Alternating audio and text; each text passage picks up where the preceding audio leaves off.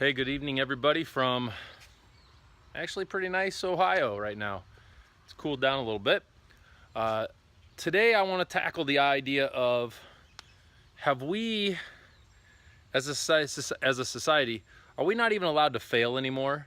I'm not a soccer fan by any means. If you really know me, you know I think it's like a communist ploy to take over America for all my soccer friends. But last week or the week before, I saw a thing on, and so I'm stealing this off of Talk Radio.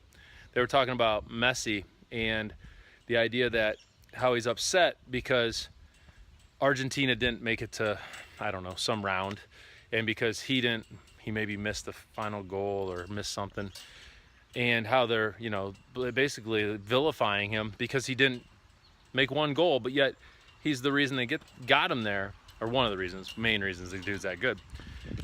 And it just they were talking about the ideas, have we gotten into a point in our society where we can't even let people fail without throwing them under the bus, At the same time, there's two ways of looking at that. There's the idea that we don't even give people enough wiggle room that they can fail. And then there's the other way of looking at it is we don't let people fail enough, so maybe it leads to entitlement. So it just got me thinking about this whole idea of like, do we let people fail enough? And do we let them fail and maybe actually learn from it instead of just immediately, burning them at the stake and saying, oh, you're the worst ever, and oh, you're such.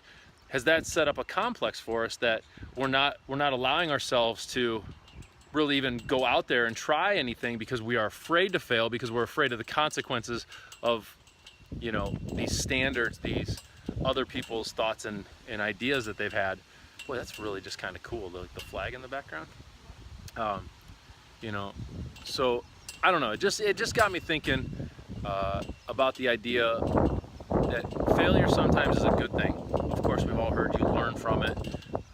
Some of the most successful people have failed more than they've been successful, and all it takes is that one time. And I think that's something to remember too, is you can have failures. You can miss a lift, and it's the one time you hit it that makes you feel better. That was your PR. That's the thing that takes you over the edge. Or it's I failed on this diet, I failed on that diet, I failed on this resolution, and so on. But it's the one time that sticks, or the relationship, or the mini goals, or whatever it may be. So it's just a thought, just something that had me thinking. Maybe it's time that we let more people fail, and when they do, we accept it as just part of the process. It's the learning process.